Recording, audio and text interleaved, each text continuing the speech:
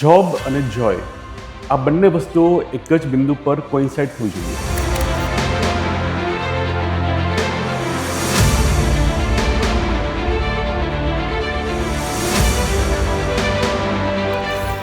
હું શિશિર રામાવત, પત્રકાર, કોલમનિસ્ટ, નવલકથાકાર અને નાટ્યલેખક.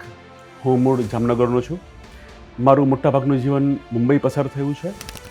છેલ્લા 5 વર્ષથી હું અમદાવાદ સ્થાયી થયો છું અને હાલ ગુજરાત સમાચાર અખબારમાં કાર્યરત છું.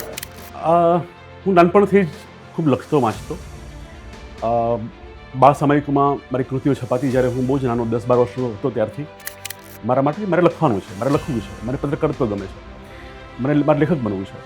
એટલે એન્જિનિયરિંગના છેલ્લા વર્ષમાં છેલ્લી પરીક્ષા મેં ન આપી અને હું મુંબઈ આવી ગયો, કોઈ ફોર્મલ ટ્રેનિંગ વગર.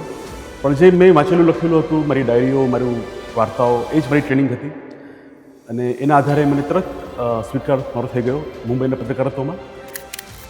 મીડિયા અથવા કહો કે લેખન એ મારું જીવન છે, રાઈટ. એને કારણે જ હું કેન્દ્રિત રહી શકું છું લખવાને કારણે.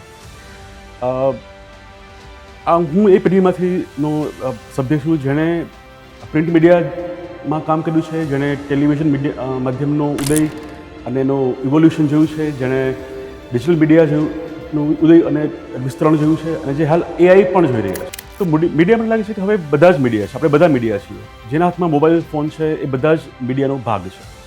એટલે ફોર્મલ મીડિયા, પારંપરિક મીડિયા અને ઇન્ફોર્મલ મીડિયા એ વચ્ચેની જે ભેદરેખાઓ સ્પષ્ટ હતી પહેલાં, એ હવે બહુ જ છિદ્રાળુ બની ગઈ છે, પોરસ થઈ ગઈ છે. એને કારણે મને લાગે છે કે જે જેન્યુઇન લોકો છે, પછી એ પરંપરાગત મીડિયામાં હોય કે ઇન્ફોર્મલ મીડિયામાં હોય, એમની જવાબદારી વધવાની છે, ધીમે ધીમે અને વધતી જવાની છે.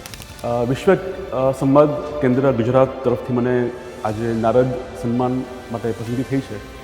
એ માટે મને બહુ જ આનંદ અને ગર્વની લાગણી થઈ રહી છે. જ્યારે તમારા જ ફિલ્ડના લોકો, તમારા સિનિયર્સ, તમારા કલીગ્સ, તમારી જ જેને તમે કદાચ પ્રત્યક્ષપણે મળ્યા છો કે ન મળ્યા હો, એ લોકો જ્યારે તમને એક અપ્રુવલ આપે છે, આ રીતે એક વ્યાપક સ્વીકૃતિ તરીકે એક સન્માન આપે છે, તો એ અલગ જ લાગણી છે અને મને લાગે છે કે મારા માટે બહુ જ મૂલ્યવાન છે.